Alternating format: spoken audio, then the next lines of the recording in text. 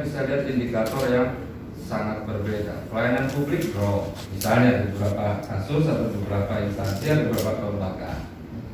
Ada nggak sih hubungannya pelayanan publik yang tidak up berkaitan dengan wawasan kebangsaan?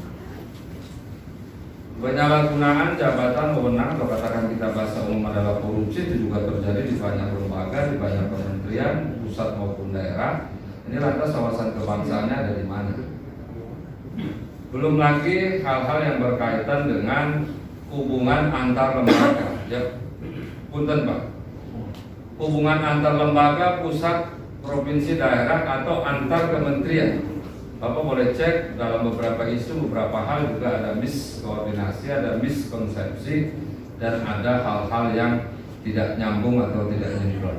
Ini kalau dalam sudut wawasan kebangsaan ini duduk perkaranya di mana?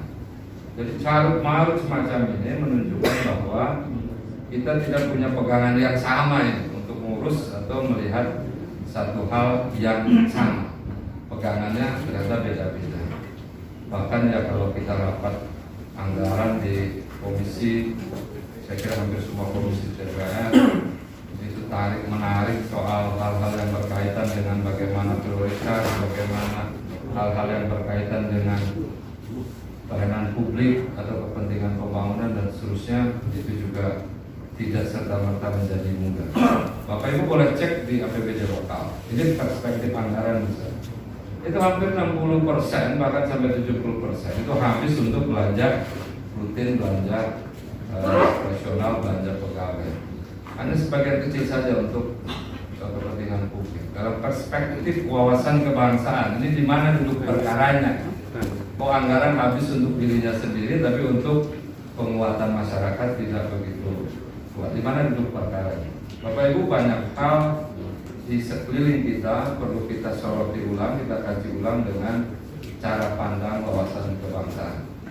Apa itu cara pandang? Berarti kita melihat segala hal berdasarkan pertama Pancasila, yang kedua tentu konstitusi tertinggi kita, Undang-Undang Dasar, prinsip kebinekaan, dan yang kelima tentu yang keempat adalah keutuhan dan kedaulatan negara kita. Contoh sederhana Pancasila misalnya. Ya, kita kalau mau jujur, siapa sih yang sudah benar-benar menerapkan nilai-nilai Pancasila? Jadi kita kalau mau fair, di mana letak ketuhanan yang Maha Esa di dalam kehidupan berbangsa dan bernegara? Faktanya di lapangan, paham tentang ketuhanan kemudian menjadi sesuatu yang hari ini kemudian di dalam lingkungan agama tertentu, misalnya Islam, itu kontradiksi. Ada Islam ini, Islam itu, dan pahamnya juga disinyalir berbeda. Belum lagi soal yang berkaitan dengan nilai-nilai di nasionalisme, kerakyatan, demokrasi, dan seterusnya. Kita ambil contoh misalnya pilkada, Pak. Ini spirit kebangsaannya di mana? Pemilihan gubernur langsung, pemilihan DPR, bupati langsung, ini spirit kebangsaannya di mana? Kenapa? Karena kalau kita mau jujur, itu hampir semuanya berlangsung dalam proses transaksional demokrasi. Jadi kapitalisme sudah masuk kepada ranah demokrasi. Nah, kalau dalam sudut wawasan kebangsaan ini memperkuat atau malah meruntuhkan, gitu kan? Atau malah meruntuhkan. Efeknya kemana? Efeknya ke ASN dapat juga, Pak. Bupati, wali kota, gubernur yang terpilih melalui proses itu akan dilakukan kepada ASN.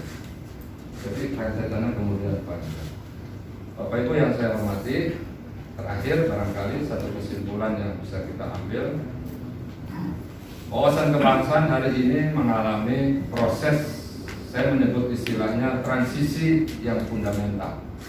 Kenapa transisi yang fundamental? Karena ada hal-hal dasar, hal-hal penting yang harus kita selesaikan hari ini, dan itu akan memberikan dampak besar kepada masa depan kita di Republik ini.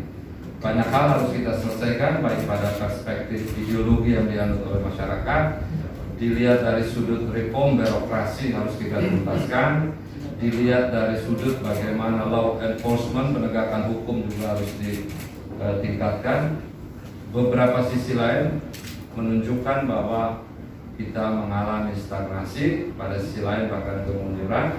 Meskipun pada sisi lain kita melihat ada beberapa titik yang progres maju ke depan. Tapi secara keseluruhan ini adalah transisi fundamental di mana hal-hal dasar tentang kebangsaan, kenegaraan sedang kita kritisi bersama. Bisa nggak menyelamatkan Indonesia 5 tahun ke depan, 10 tahun ke depan, 15 tahun ke depan, dan insya Allah sampai dunia akhir zaman.